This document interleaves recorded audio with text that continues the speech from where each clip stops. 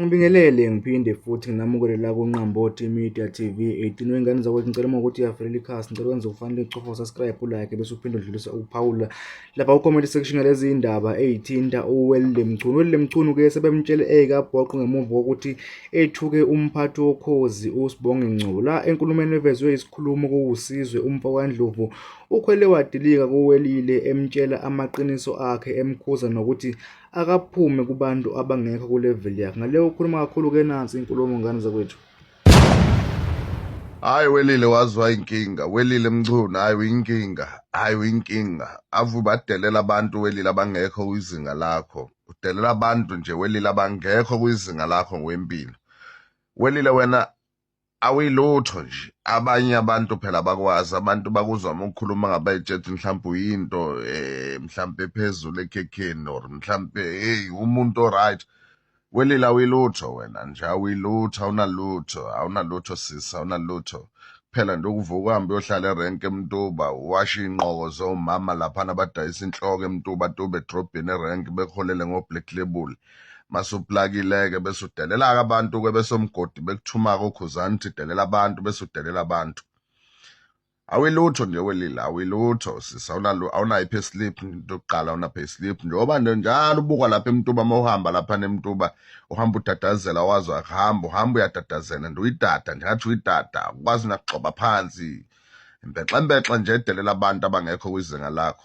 Umdelelelani nje udadewethu uSibonge Ngcobo woKhozi, umdelelelani.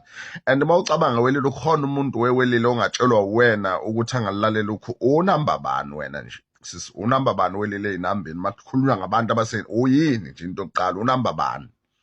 Unamba bani wena nje ongatshela abantu ukuphi nje wena noKhozi? uKhozi uma ucabanga wena Welile uyibheka nje njengoba ulapha erenke uhlele ematafuleni komama uwasha iy'nqoko zomama abadayisa inhloko. Yes, kuhle nalokho, ku-right ukuthi uwashe lo mama abadayisa iy'nhloko lapho ngoba ayikho into ozoyenza, ayikho.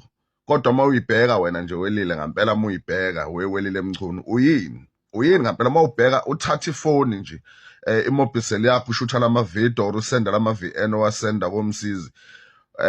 Uma uyibheka usukuthi ukuliphi izinga, uyini? Qala nje Welile, awuyibheke, qala nje uyini nje, qala ukuphi nje, ukuphi njengoba usetshenziswa kudutshulwa ngawo, ufonelwa okhuzani bethi thuka uKhozi, thuka Sibonge Ngcobo bathuke, uwenze leyo nto uthi yenze for ini. Uzuzani Welile ngalento yenzayo, uhamba uthuka abantu nje abayiphumelelele abanye empilweni, uthuka abantu abanama-payslip abayisebenzelayo. Wena ngoba ngisho ubhizi erenk, ubhizi no-black label, uthenga nama-black label, udakwe udelela abantu. Ubani nje Welile ngampela nje uma ucabanga wena, uma uyibheka lapha eMtuba, ngithi lapha eMtuba erenk, why uthuka abantu Welile abaphumelele? Why uthuka abantu abayisebenzelayo? Why udicelela phansi isithunzi sabanye abantu besifazane? Why? Ukwenzelani lokho? Ukwenzelani? Uthi thini iy'ngane zakho nje mayibheka ziba nomama onjena ohambe ethuka abantu izwe lonke, uthuka abantu abangenze lutho kuwena? Mucabanga ubani ukuphi wena njengoba uKhozi lulidala kangaka nje, uKhozi njengoba uSibonge beyisebenzela benama-payslip, behlonishwa ngaphakathi okhozini, beney'sebenzi abasakazi sibahloniphayo ababaphethe oSibonge ababahloniphayo. Wena Welile ungasebenzi indawo, uyi-nothing, uyinto nje ukuthi udelele bese okhuzani bekholela ngamathikithi okungena emcimbini, bekholela ngamabhodlela la banginika wona oyiminofu, udakwe o-black label, udakwe, awuyilutho. Ubuyele ekhaya eMtuba lapha emasimini, uyoyihlakula emasimini, ubonwe erenk, uhambe uyohlala erenk komama laphana ematafuleni eMtuba, uwashe iy'nqoko zomama abadayisa inhloko ubasize. Yebo, bekunika i-black label, bekunika ubhiya, udakwe. Kahle Welile, kahle sisi, kahle, awuyilutho. Stop ukuthuka abantu abangekho kwizinga lakho.